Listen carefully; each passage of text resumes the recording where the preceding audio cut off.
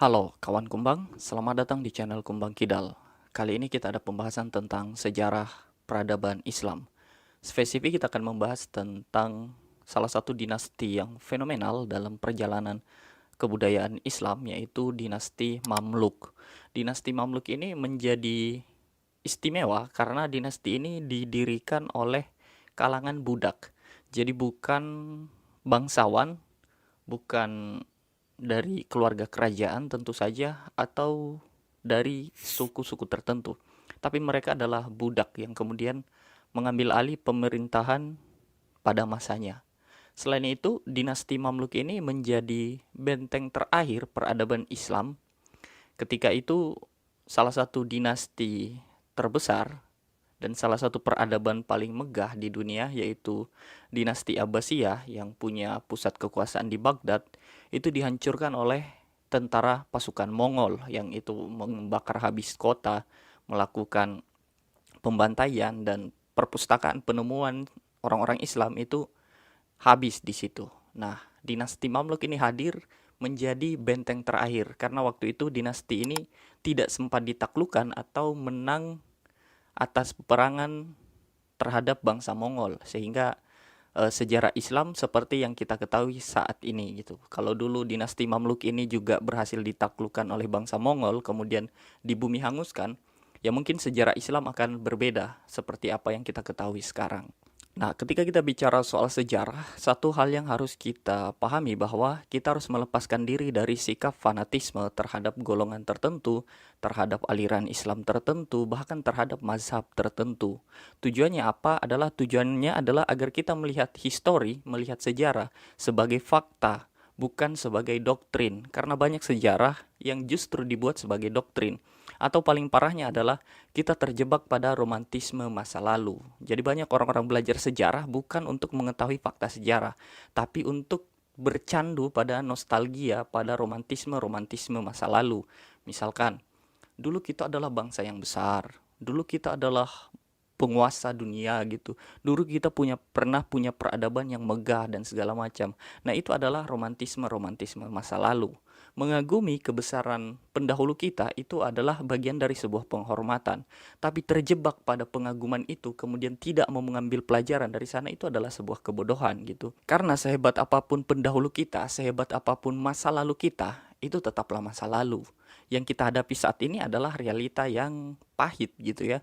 Dunia Islam menghadapi tekanan di mana-mana, kemudian ketertinggalan dalam berbagai aspek kehidupan, dan ya begitulah ya. Makanya mari kita belajar sejarah untuk mengetahui fakta sejarah dan mengadopsinya, kemudian kembali membangun peradaban. Ya, semoga bisa seperti itu. Memang pada suatu masa, dunia Islam itu pernah mengalami kemajuan yang signifikan, menjadi peradaban yang sangat maju. Waktu itu Eropa masih dalam kegelapan, dunia Islam sudah begitu maju dalam aspek pendidikan, militer, pemerintahan, rakyatnya makmur dan segala macam. Dan itu berjalan kurang lebih sekitar 6 abad lah ya.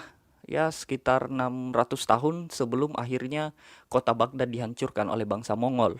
Ya, setelah itu juga masih ada peradaban, tapi peradabannya tidak akan pernah sama lagi ketika Baghdad hancur gitu ya. Dalam perjalanan emas sejarah Islam, itu ada begitu banyak peperangan yang terjadi, ada begitu banyak intrik politik yang terjadi, baik di dalam tubuh dinasti-dinasti Islam, baik itu di dalam tubuh kepemimpinan kaum muslimin sendiri, maupun ekspansi-ekspansi yang dilakukan oleh bangsa-bangsa asing, seperti pasukan tentara salib dari orang-orang Eropa, kemudian pasukan bangsa Mongol dari Asia gitu ya. Jadi memang begitu banyak peperangan yang terjadi antara sesama umat Islam, antara Sunni dan Syiah, antara satu dinasti dengan dinasti yang lain, dan antara orang-orang Islam dan non-Islam gitu ya. Pertanyaannya adalah kenapa sejarah keemasan Islam ini justru diwarnai dengan begitu banyak peperangan? Apakah orang-orang Islam memang gemar berperang, atau apakah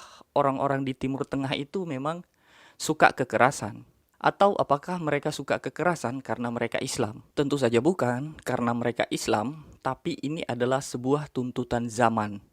Ini adalah sesuatu yang memang menghendaki mereka harus berperang. Jadi begini, orang-orang Arab, orang-orang di padang pasir, orang-orang Mesir, itu jauh sebelum Islam ada, mereka memang sudah doyan berperang.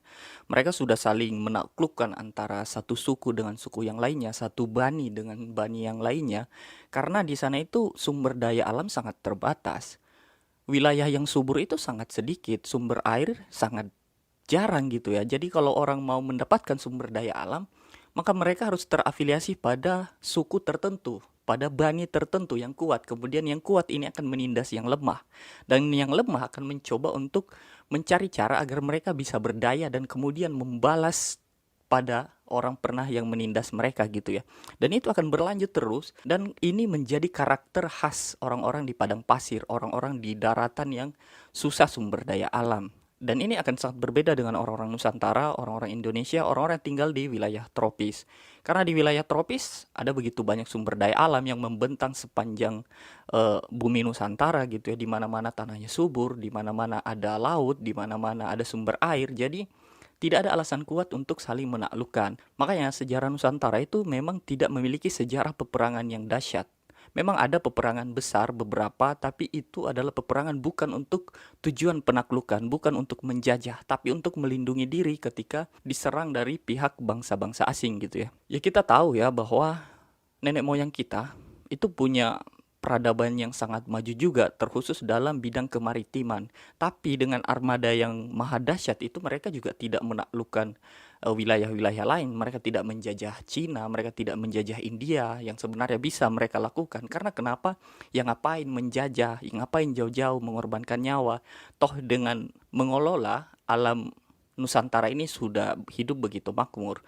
Makanya itu perbedaannya. Nah, kenapa kita mengambil perbandingan seperti ini adalah agar kita memahami karakter orang-orang Arab, karakter orang-orang padang pasir, karakter orang-orang gurun itu seperti apa. Biar kita tidak memandangnya sebagai orang Nusantara. Loh, mereka tuh doyan perang ya. Mereka nggak doyan perang, tapi keadaan mengharuskan mereka untuk saling berperang. Oke, ini adalah prolog yang panjang dan kita langsung lanjut ke pembahasan dinasti Mamluk.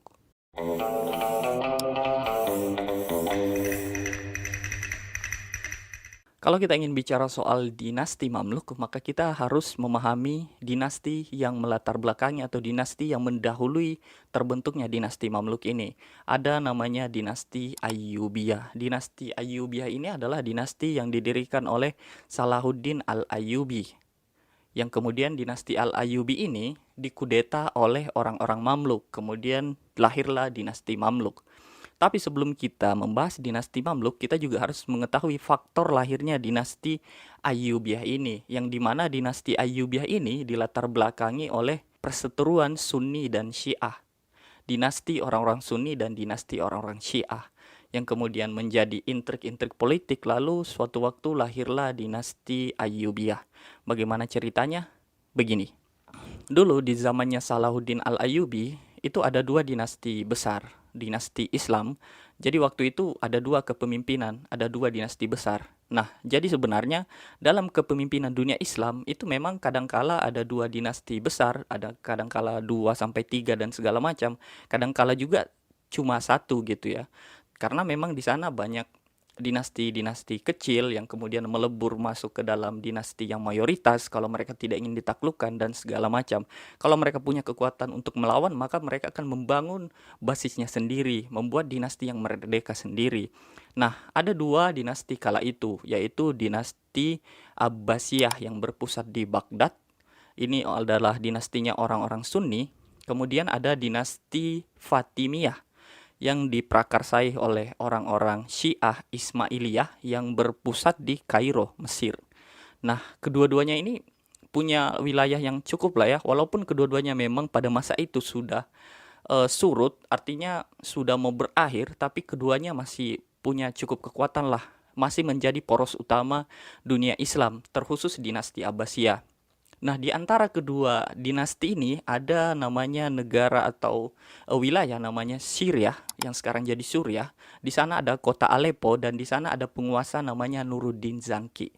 Nuruddin Zanki ini adalah keturunan dari dinasti Zanki, dan dinasti Zanki ini melebur berafiliasi kekuasaan dengan dinasti Abbasiyah. Jadi mereka dalam cakupan wilayah Abbasiyah, tapi sebenarnya mereka juga punya garis keturunan yang berbeda. Jadi kan begitu. penguasa-penguasa lokal yang kecil-kecil itu secara mau tidak mau mereka akan meleburkan diri kepada penguasa yang mayoritas. Kalau enggak mereka akan dihancurkan gitu ya. Maka dinasti Zangki ini melebur dalam dinasti Abbasiyah. Jadi secara hukum ini wilayahnya Abbasiyah. Tapi kepemimpinan Nuruddin Zangki ini sebagai gubernur atau sebagai amir di wilayah tersebut, dia punya cukup privilege lah, punya cukup otonom untuk menentukan kebijakan-kebijakan sendiri seperti melakukan peperangan atau ekspansi dan segala macam, itu bisa mereka lakukan. Nah, apa korelasinya antara ketiga kekuasaan ini dan lahirnya dinasti Ayyubiyah? Nuruddin Zangki ini punya pendahulu namanya Imaduddin Zangki. Jadi ayahnya Nuruddin Zangki ini namanya Imaduddin. Imaduddin ini juga di bawah kekuasaan Abbasiyah waktu itu. Tapi mereka tidak punya hubungan yang akrab, artinya teganglah hubungan antara Imaduddin dengan penguasa Abbasiyah. Kenapa? Karena di Syria itu mayoritas adalah orang-orang Syiah. Karena wilayah Syria ini pernah suatu waktu dikuasai oleh dinasti Fatimiyah. Kemudian suatu waktu lagi dikuasai oleh Abbasiyah. Nah, pada saat itu dikuasai oleh Abbasiyah, tapi masih menjadi basis orang-orang Syiah. Dan ya kita tahu lah ya, Sunni dan Syiah ini kan tidak pernah akur dalam sepanjang sejarah. Imaduddin Zangki ini punya hubungan yang tidak akrab dengan Abbasiyah.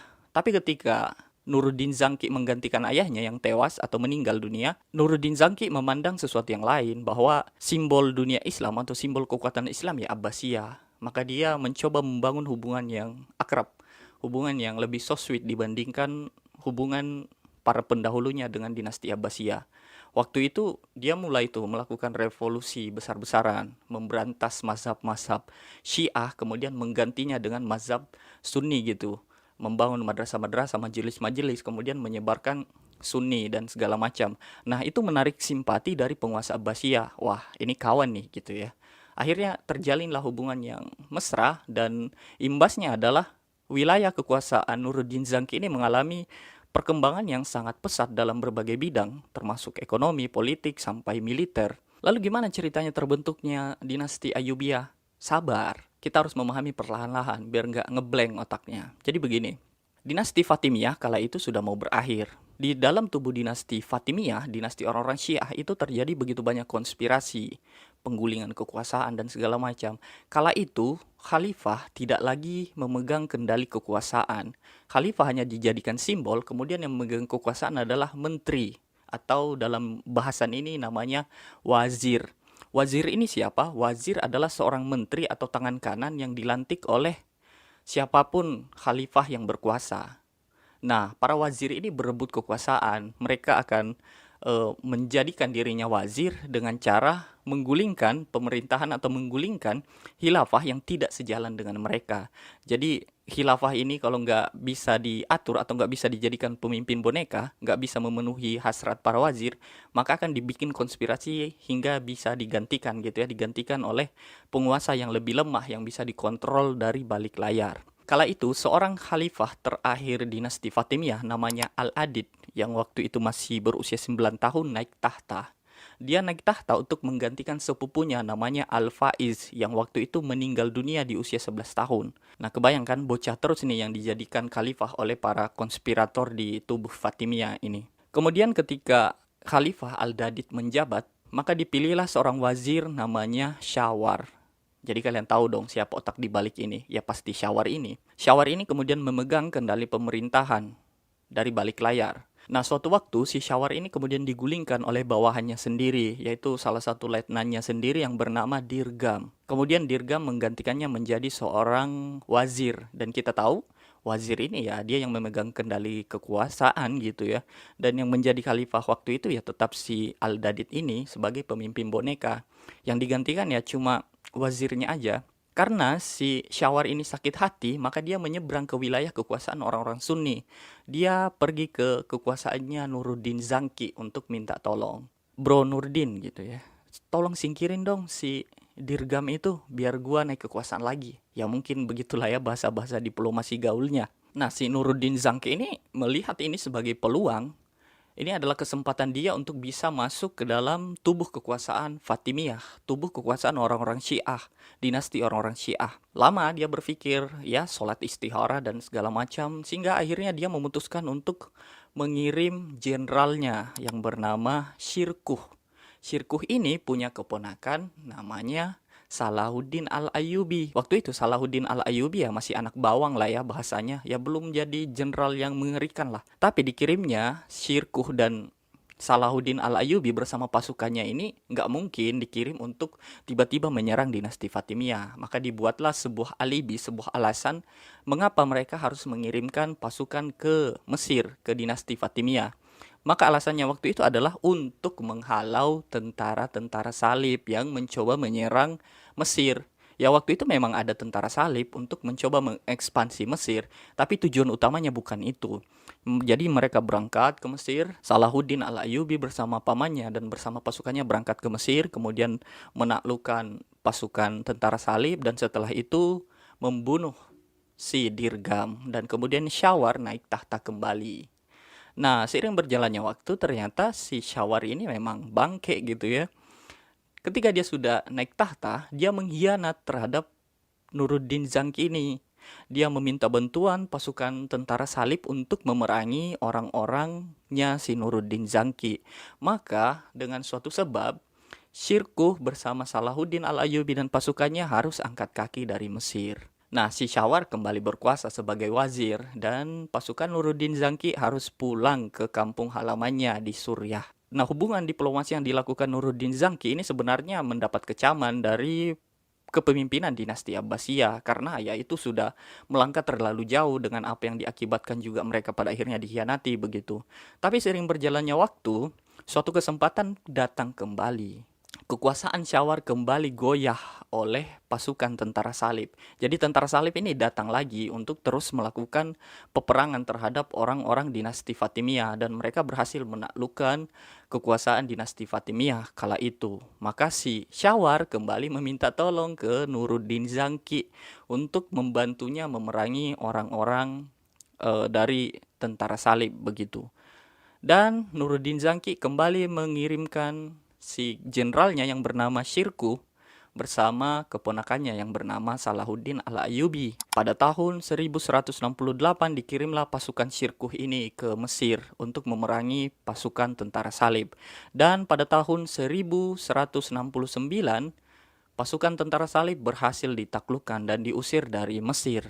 Lalu setelah si Syawar ini dihukum mati, siapa yang menggantikannya menjadi wazir? Yaitu adalah orangnya Nuruddin Zangki yang bernama Syirkuh tadi ini. Dia naik tahta menjadi wazir, tapi yang menjadi khalifah ya tetap si Al-Dadid ini. Orang Fatimiyah, orang Syiah yang kemudian dipasang agar orang-orang Syiah tidak sakit hati amat lah sama orang-orang Sunni, sama pasukannya Nuruddin Zangki ini. Kemudian tak lama setelah itu sang paman meninggal dunia juga. Si Syirkuh ini meninggal dunia. Terpaksa yang naik tahta menjadi wazir selanjutnya adalah keponakannya yang bernama Salahuddin Al-Ayyubi yang kelak akan menjadi panglima perang yang sangat ditakuti gitu. Tapi yang menjadi khalifahnya ya tetap Al-Dadid, orang Fatimiyah yang dipasang agar orang-orang Syiah nggak sakit hati amat sama orang-orang Sunni. Tapi tak lama setelah itu si Al-Dadid ini ternyata meninggal dunia pada tahun 1171. Ya usianya masih sangat muda lah waktu itu. Dan yang naik tahta adalah Salahuddin Al-Ayyubi menjadi sultan pertama dari dinasti Ayyubiyah. Dan waktu itu dinasti Fatimiyah, dinasti orang-orang Syiah di Mesir berakhir sudah riwayatnya. Ini baru sampai dinasti Ayyubiyah. Di seberang sana masih ada dinasti Abbasiyah. Keduanya tetap berjalan bersamaan. Ya mungkin adalah konflik-konflik kecil, tapi nggak terlalu banyak pergesekan lah. Toh mereka masih saudaraan gitu ya, masih punya afiliasi kekuasaan, walaupun dinasti Ayyubiyah ya berdiri sendiri. Kemudian dinasti Ayyubiyah ini mengalami peningkatan yang signifikan, mengalami perkembangan yang begitu dahsyat di bawah pimpinan Salahuddin Al-Ayyubi. Kalian bisa dengar cerita-cerita Salahuddin ini, bagaimana prestasinya dia dari sebagai seorang panglima perang yang berhasil menaklukkan kota Yerusalem kala itu, dan itu adalah menjadi prestasi yang luar biasa sebagai seorang jenderal, sehingga namanya beliau dianggap sebagai pahlawan yang sangat membanggakan dalam dunia Islam sampai hari ini. Tapi masalahnya suksesi kepemimpinan setelah Al-Ayyubi ini meninggal dunia, itu tidak berjalan baik. Anak-anaknya ya rebutan kekuasaan, bagi-bagi wilayah, memecah kerajaan dan segala macam. Hingga akhirnya terjadi begitu banyak konspirasi di dalam tubuh kekhalifahan Ayyubiyah. Itu berlanjut sampai kepada cucunya dan itu membuat dinasti Ayyubiyah tidak berusia panjang. Semakin hari semakin banyak saja pemain-pemain politik dalam tubuh kekhalifahan. Muncul satu faksi namanya faksi pasukan Mamluk yang juga ikut bermain politik dalam dinasti Ayyubiyah. Siapakah pasukan Mamluk ini? Pasukan Mamluk ini sejenis Kopassus di zaman waktu itu. Dalam dinasti Ayyubiyah ada namanya pasukan Mamluk, yaitu pasukan khusus, pasukan Kopassusnya lah begitu. Lalu bagaimana ceritanya kok ada Kopassus dalam tubuh kekhalifahan? Jadi begini, pasukan Mamluk itu sudah ada sebenarnya sejak abad ke-9 dalam dinasti Abbasiyah, dinasti yang tua tadi itu. Khalifah atau pimpinan dari dinasti Abbasiyah kala itu menghendaki satu pasukan khusus yang tidak bermain politik, yang tidak terikat pada suku tertentu, tidak terikat pada bani tertentu, tidak terikat pada identitas-identitas lokal tertentu. Karena dalam tubuh kepemimpinan atau dalam tubuh kekhalifahan Abbasiyah itu kan terdiri dari bagai tentara dari suku-suku Kurdi, dari suku bangsa lain dan segala macam, dan itu sangat berpotensi untuk melakukan kudeta karena mereka terlibat politik praktis dan mereka juga loyal terhadap identitas-identitas kesukuan kebangsaan mereka sendiri. Jadi khalifah atau pemimpin waktu itu merasa agak khawatir. Nah, kemudian didatangkanlah para budak kulit putih yang diambil dari pasar-pasar budak. Budak ini berbeda dengan budak-budak konvensional yang rata-rata kita kenal berkulit hitam dan segala macam. Nah, mereka ini adalah budak berkulit putih yang katanya itu berasal dari bangsa Turki dan mereka non-muslim. Ya mungkin suatu sebab mereka ditangkap waktu kecil sudah jadi budak, kemudian diambil oleh orang-orang Abbasiyah atau pemimpin waktu itu dan mereka dikumpulkan di suatu tempat. Dibentuklah sebuah lokalisasi, sebuah barak-barak tentara dan mereka kehidupannya dipisahkan dari kehidupan orang-orang lain. Jadi di sana cuman ada orang Mamluk atau budak kulit putih ini. Di sana mereka digembleng menjadi seorang tentara, diajari berperang, diajari memanah, berkuda, dan segala jenis macam senjata sehingga mereka benar-benar sangat terampil. Jadi waktu luang mereka itu kalau gabut ya memanah. Jadi aktivitasnya adalah seluruhnya berhubungan dengan ketentaraan. Kan berbeda dengan tentara-tentara konvensional. Biasanya setelah itu kan mereka pulang ke rumah dan segala macam. Nah, si Mamluk ini enggak. Mereka tinggal di sana sampai akhirnya mereka dinyatakan lulus, kemudian dimasukkan ke dalam Islam dan dimerdekakan. Tapi setelah merdeka mereka mendapatkan tugas untuk setia terhadap khalifah, setia terhadap pemimpin, setia terhadap tuannya. Jadi mereka dapat doktrin yang kuat untuk tidak terlibat dalam politik. Nah, karena mereka pandai berperang, pandai menyelesaikan konflik dan segala macam, dan tidak terikat pada suku manapun, ketika ada konflik-konflik kesukuan di wilayah-wilayah pedalaman, maka yang dikirim adalah pasukan Mamluk. Mereka berhasil mengatasi konflik, mereka juga menjadi pasukan khusus yang menjaga sultan, menjaga khalifah, dan segala macam. Pamornya makin naik tuh dari waktu ke waktu hingga tersebar. Jadi nggak heran kalau pada akhirnya setiap tahun, setiap waktu ini jumlah Mamluk ini ditambah. Jadi jumlahnya bertambah signifikan dan nggak heran kalau tersebar sampai dalam dinasti Ayyubiyah.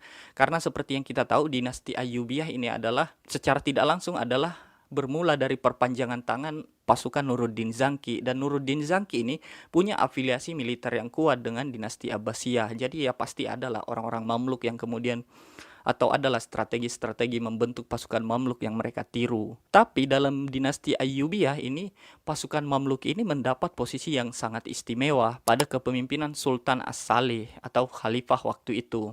Jadi si As-Salih ini punya kedekatan yang luar biasa dengan pasukan Mamluk. Bahkan orang-orang Mamluk mendapatkan hak-hak istimewa dalam tubuh kekhalifahan. Dan bahkan si As-Salih ini memperistri seorang perempuan yang bernama As-Sajarah Al-Dur, yang itu dia berasal dari golongan Mamluk. Jadi makin kelihatan kan betapa mesranya si As-Salih ini dengan pasukan Mamluk. Nah, karena hubungan mesra ini maka orang-orang Mamluk atau pasukan Mamluk yang notabene-nya mereka tentara khusus mulai dah tuh berpolitik praktis dalam tubuh kekhalifahan yang kala itu banyak konspirasi.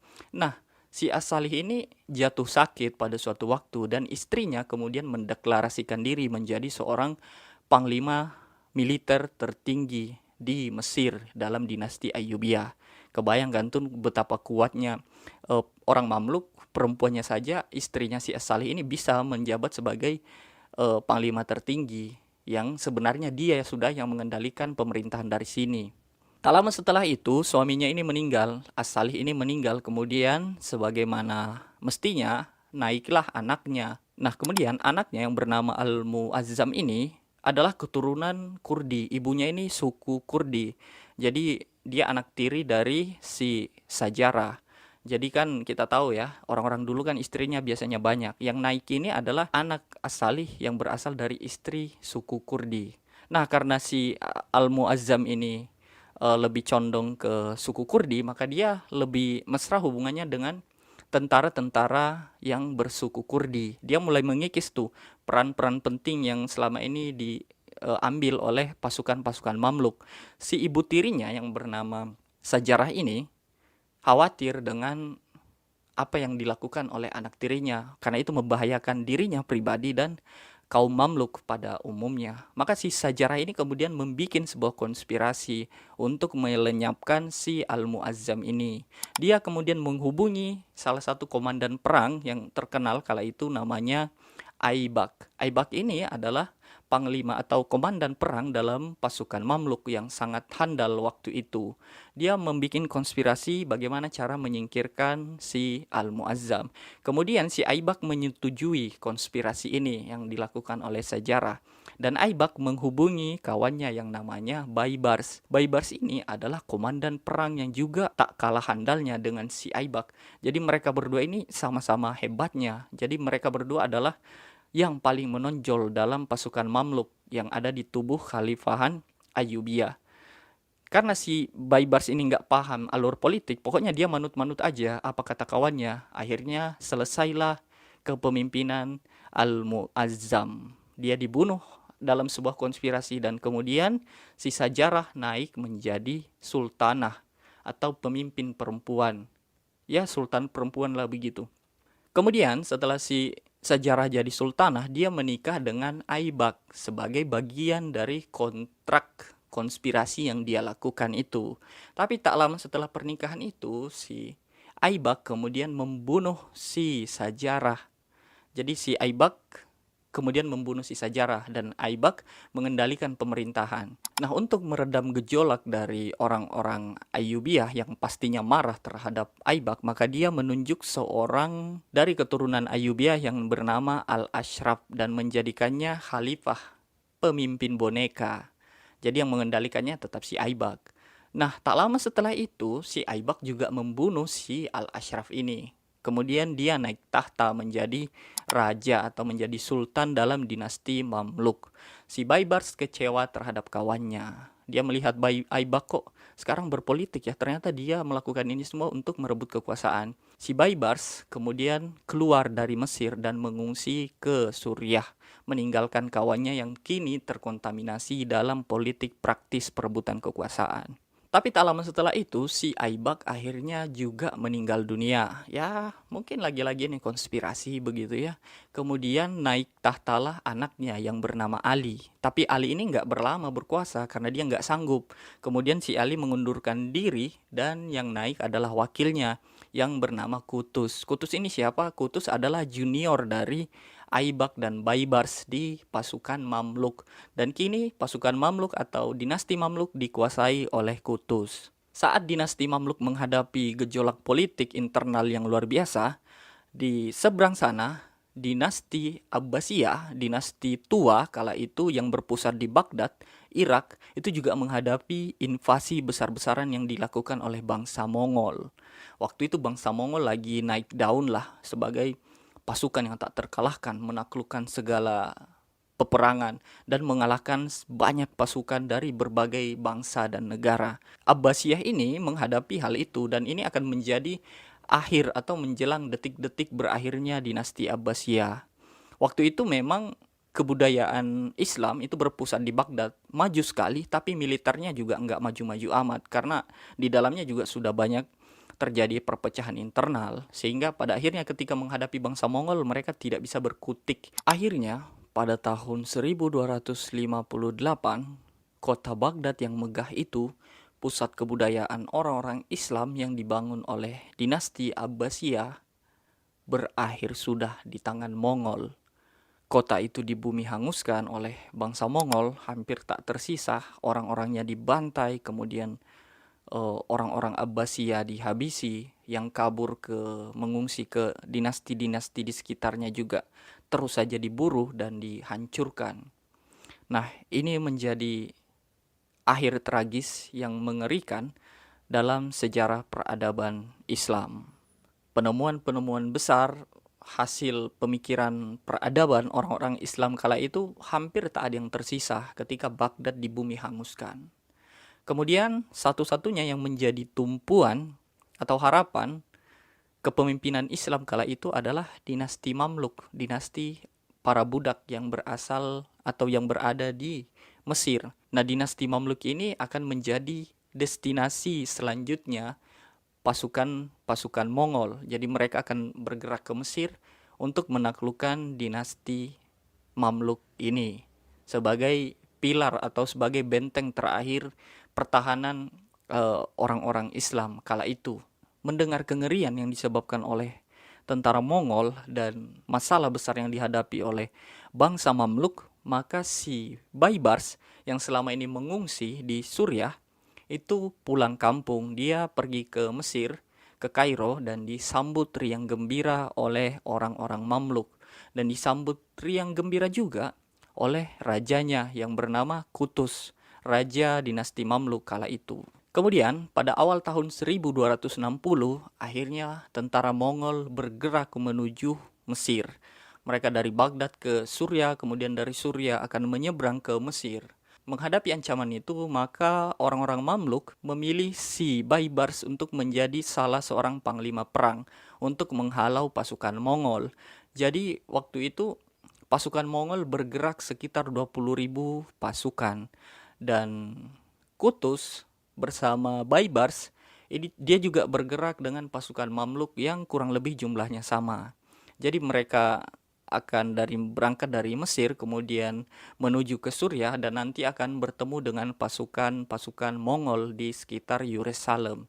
Jadi orang-orang Mamluk ini berangkat dari Mesir menuju ke Suriah, dan orang-orang Mongol ini dari Suriah menuju ke Mesir, dan mereka akan bertemu di tengah-tengah di sekitar Yerusalem begitu. Kemudian akhirnya mereka bertemu juga. Kemudian terjadilah peperangan antara bangsa Mamluk dan bangsa-bangsa Mongol yang menginvasi dunia Islam. Terjadi pertempuran di Ain Jalut.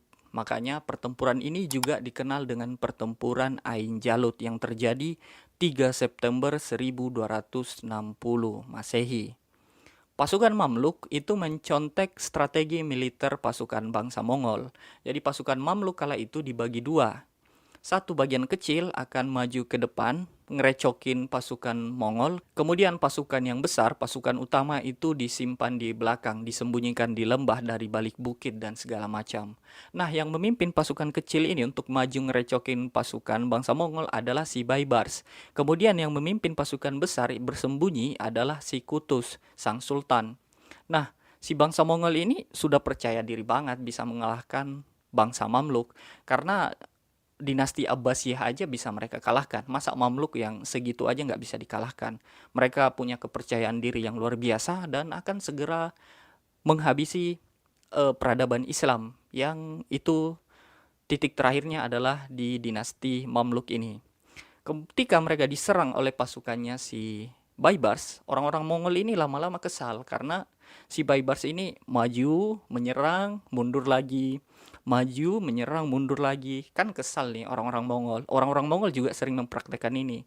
Sampai akhirnya pasukan Mongol ini memutuskan untuk mengejar pasukan si Baibars.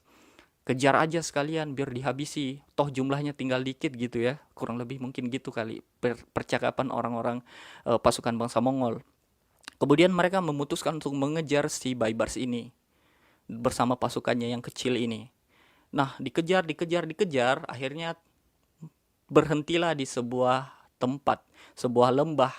Dan pasukan Mongol tak menyadari kalau di sisi kanan dan di sisi kiri sudah ada pasukan Mamluk yang siap melepaskan panah. Kemudian terjadilah hujan panah yang menghujani pasukan-pasukan Mongol. Kemudian dari depan tiba-tiba muncul pasukan kavaleri berat dan ya sempat speechless lah orang-orang Mongol. Tapi pasukan Mongol ini adalah pasukan yang gak mudah dikalahkan.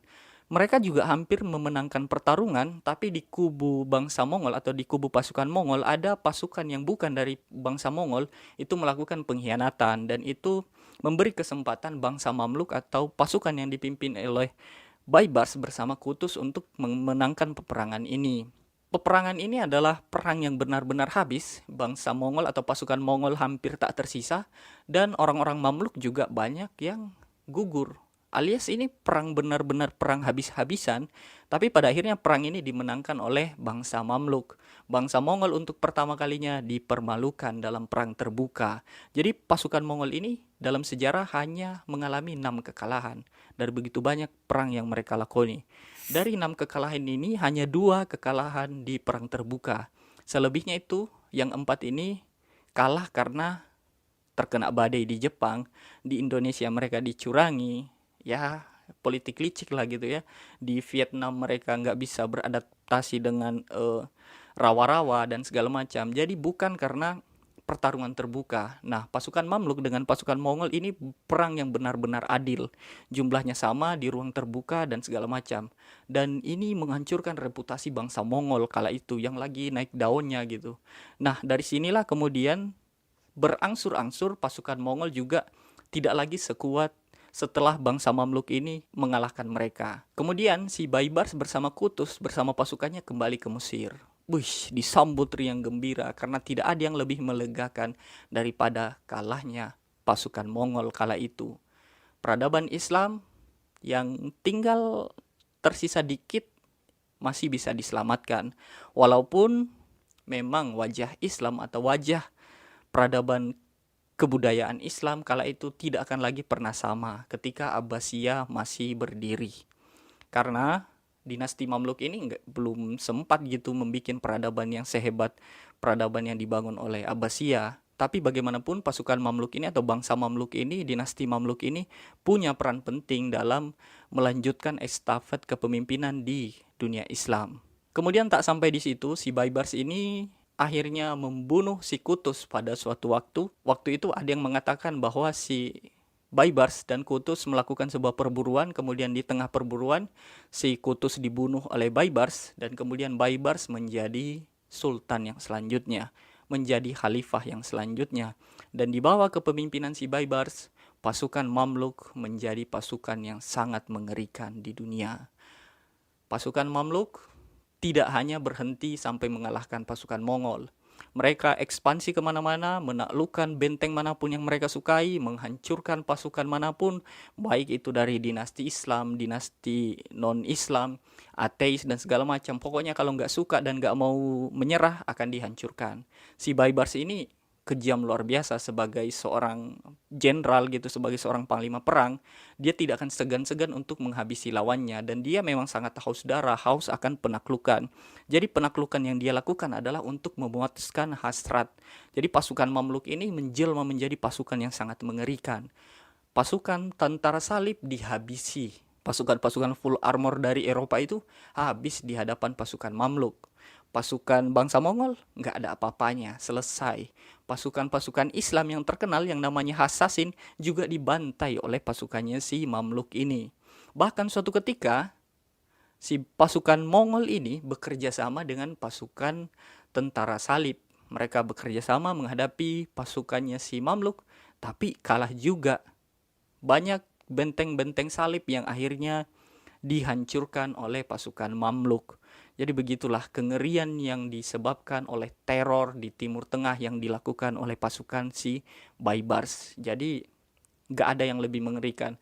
Pasukan Salahuddin mungkin masih lewat dibandingkan pasukannya si Mamluk ini. Kapan-kapan kita akan bahas detailnya, karena yang kita bahas ini baru sebatas pengantar, karena sejarahnya memang panjang dan saling berkaitan begitu. Tapi setelah si Baibars ini meninggal dunia, Dia digantikan oleh penerus-penerusnya dan tidak ada lagi yang sehebat dia. Dinasti Mamluk tidak mengalami peningkatan yang signifikan setelah ditinggalkan oleh si Baibars. Ya samalah dengan dinasti Al-Ayyubi sebelumnya kan. Kemudian terjadi banyak konspirasi dan segala macam penggulingan kekuasaan sehingga dinasti Mamluk ini melemah. Dan di sisi lain juga muncul pemain baru di dunia Islam namanya Turki Utsmani, yang kekinian ini yang sangat kita kenal, yang salah satu rajanya atau salah satu sultannya adalah Muhammad Al-Fatih. Nah, kedua-duanya sama-sama Islam, tapi juga berseberangan, ya beda kepentingan lah.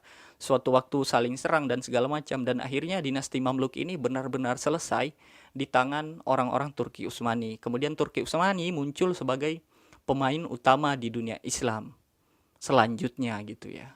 Begitu seterusnya. Jadi memang ini bukan soal agama dan segala macam, tapi memang lebih kepada intrik politik di dalamnya. Jadi ya nggak usah terlalu, apaan masa Islam kayak gitu. Bukan Islamnya Pak, tapi orang-orangnya. Ini bukan agamanya, tapi orang-orang di dalamnya. Jadi jangan salahkan, masa sih dia Sultan Islam kok gitu. Nyatanya banyak kok sebenarnya raja-raja Islam zaman dulu yang hidup bermewah-mewah, tapi banyak juga raja-raja Islam yang sangat alim dan segala macam. Jadi raja-raja terdahulu itu, baik dia dari agama Islam, dari agama Kristen, dari agama Yahudi, ada yang baik, ada yang zalim, ada yang bangsat, ada yang main perempuan. Jadi mereka bukan malaikat, mereka manusia biasa. Jadi normal sebenarnya. Ya, ini sudah sangat panjang sekali. Semoga teman-teman menyimaknya sampai selesai dan semoga saya tidak membosankan. Nah, kalau kalian ada pertanyaan atau ada diskusi atau ada semacam kritik dan lainnya, saya sangat terbuka sekali karena apa yang saya sampaikan itu belum tentu sebuah kebenaran. Pasti ada kekeliruan di dalamnya yang teman-teman bisa luruskan di kolom komentar. Kalau ada materi yang menarik lagi dibahas, silakan tinggalkan komentar di kolom komentar tentunya. Oke, terima kasih. Jangan lupa like, komen, dan subscribe. Terima kasih kawan kumbang. Salam kumbang kidal, kiri jalan terus.